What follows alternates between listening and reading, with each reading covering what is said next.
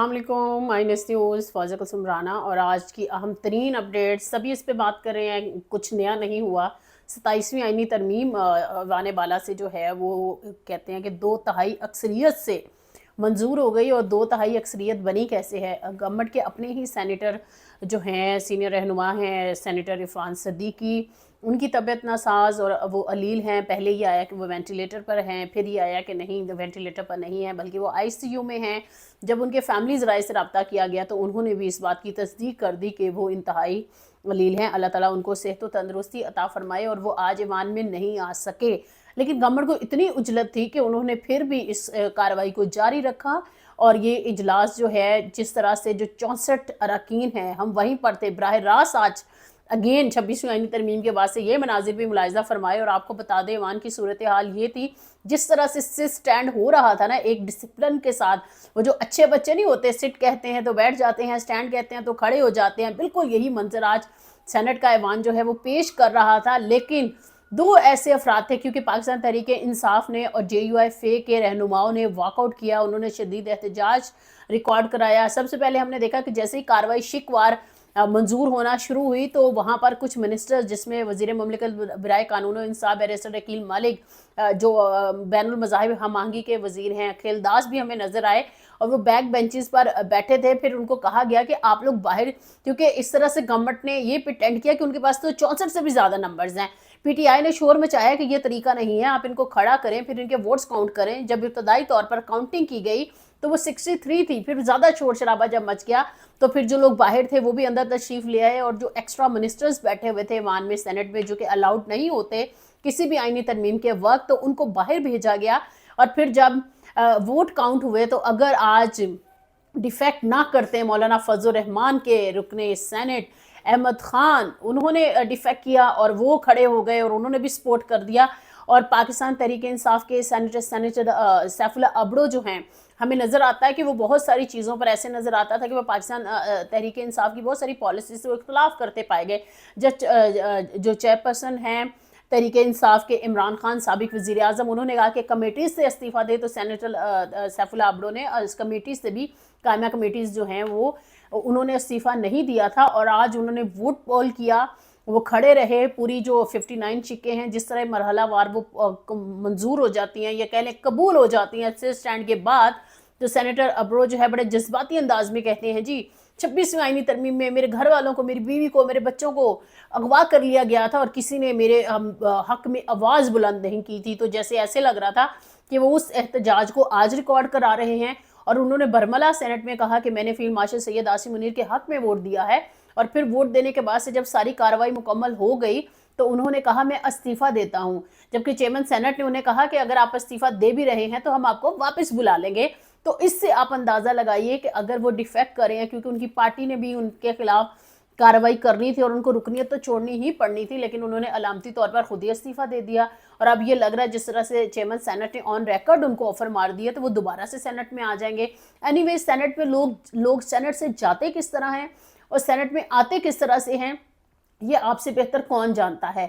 کیونکہ جو لوگ ووٹ نہیں بھی لیتے وہ بھی قومی اسمبلی پہ پہنچ جاتے ہیں، اور جو ووٹ لیتے ہیں وہ اتنے رسوا ہو جاتے ہیں بیچارے کہ ان کو پارلیمنٹ کی، وہ کہتے ہیں نا، ہوا تک نہیں لگنے دی جاتی، ان کو آنے ہی نہیں دیا جاتا. یہ ساری کہانی ہے عشق اقتدار والوں کی. اور آج عشق اقتدار والوں نے جی جو کہتے ہیں نا کہ 2/3 اکثریت سے ایوان بالا سے یہ ترمیم منظور کرائی ہے. اس میں کچھ چیدہ پوائنٹس ہیں.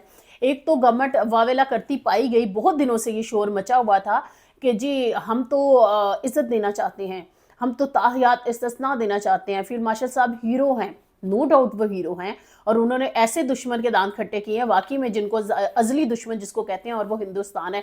لیکن ایک بات مائنس نیوز کی سمجھ سے بالا تر ہے کہ جب آپ کسی کو عزت دے رہے ہیں تو پھر آپ آئینی کور، آئینی تحفظ دے رہے ہیں، اور اس میں آپ ایک چیز رکھ رہے ہیں کہ فیلڈ مارشل ہم ان کو بنا رہے ہیں، لیکن اگر ریموو کرنا ہوگا تو 2/3 اکثریت سے آپ ریموو کر سکتے ہیں. تو میں سوچ رہی تھی کہ یہ تو وہی بات ہوگی، جب دل چاہے جس کو عزت دے دو اور جب دل چاہے پھر اس کو کچھ اور بنا دو، شاید غدار بنا دو یا کچھ بھی کہنا شروع کر دو. تو یہ بہت بڑا ایک ایسا خلا ہے جو کہ آنے والے دنوں میں ہمیں نظر آئے گا کہ اس کو کس طرح سے پر کیا جائے گا. پھر اگر ہم دیکھیں ضیاء الحق کی جو ترمیم تھی، 8ویں ترمیم تھی، جس عجلت کے ساتھ وہ پاس کی گئی تھی 258 بھی، تو آپ دیکھیں کہ اس کے بعد سے کیا صورتحال بنی تھی. کچھ لوگ اس کو کہہ رہے ہیں کہ اگر پرسن اسپیسیفک کوئی بھی لیجسلیشن کی جائے تو جبھی وہ اقتدار یا پھر وہ بادشاہت ختم ہو جاتی ہے تو پھر اس کے بعد وہ چینج ہو جاتی ہے. کچھ لوگوں نے اس کو، ناقدین نے اس سے بھی منسوب کیا کہ ایسا نہیں ہے. یہ سینئر لائرز نے کہا ہے سپریم کورٹ کے، ان کا کہنا ہے کہ ایسا تو مناقی میں ہوتا ہے کہ جو اگر ہم کہیں، کیونکہ صدر کو بھی جس طرح سے تاحیات استثناء دینے کی بات ہوئی ہے اور پھر یہ چیزیں بھی زیر بحث آئیں کہ فار ایگزامپل اگر ان کا کوئی کرمنل ریکارڈ بن جاتا ہے تو کیا ان کو پھر وہ استثناء حاصل ہوگا کہ لیکن پھر کچھ لوگوں نے یہ بھی کہا کہ نہیں ڈپلومیٹک امپیونٹی کی بات ہو رہی ہے. تو بات یہ ہے کہ ایک چیز سمجھ سے بالاتر ہے اور وہ عوام کی بات ہے. عوام یہ پوچھ رہے ہیں، وہ یہ سوچ رہے ہیں کہ یہ ایسا کرتے کیا ہیں، یہ ایسا چاہتے کیا ہیں کہ ان تاحیات کیوں امپیونٹی کی ضرورت پڑتی ہے، کہ استثناء کہ میں فار ایگزامپل فوزہ قاسم رانا میں کوئی بھی جرم کروں تو میں صحافی ہوں تو مجھے استثناء حاصل ہے. میں کوئی بھی جرم کرتی رہوں، میں کچھ بھی برائیاں کر لوں تو میں کسی قانون کی قید میں نہیں ہوں. حالانکہ جب پیکا بنایا تو گورنمنٹ نے کیا پلی لی؟ آپ پگڑیاں اچھالتے ہیں، آپ یہ کرتے ہیں، آپ وہ کرتے ہیں، اور بہت سارے صحافیوں کے خلاف بغیر وہ کہتے ہیں نا ضابطے کی ایک کارروائی ہوتی ہے وہ اس کو مکمل کیے بغیر ہی پیکا کے تحت جو ہے ایف آئی آرز جو ہیں وہ درج کر لی گئی. تو کہنے کا مقصد یہ ہے کہ ہمیں اپنی اکاؤنٹیبلٹی جو ہے، کیونکہ ہم عوام کو سرو کر رہے ہیں، ہمارے پاس جتنے بھی پورٹ فولیوز ہیں وہ عوام کے دیے ہوئے ہیں، اور اگر ہم اس کی جو ایک وہ کہتے ہیں نا کہ ایک اس کا تحفظ اور اس کی ایتھکس کو فالو نہیں کریں گے تو پھر میرے خیال میں ہم کسی بھی شعبے سے ہوں، ہم کتنا بھی اپنے آپ کو مبرہ کریں، استثناء دے لیں، تو وہ استثناء جو ہے وہ ایک اکاؤنٹیبلٹی عوام جو ہے نا جب وہ کرتی ہے تو پھر ہمیں پاکستان میں ایکس جو ہے ٹویٹر جو ہے وہ بند کرنا پڑ جاتا ہے. پھر ہم بہت سارے سوشل میڈیا کی ادر ایپس جہاں پر پبلک اوپینین جو ہے وہ فلرش کرتی ہے اس کو کہہ لیں کنٹرول کرنا پڑتا ہے. تو یہیں سے نظر آ جاتا ہے کہ عوام کیا کہہ رہی ہے اور آپ کیا کہہ رہے ہیں. بہت سارے لوگوں نے اس کے حق میں یہ دلائل بھی دیے، برطانیہ میں یہ ہوتا ہے، امریکہ میں یہ ہوتا ہے.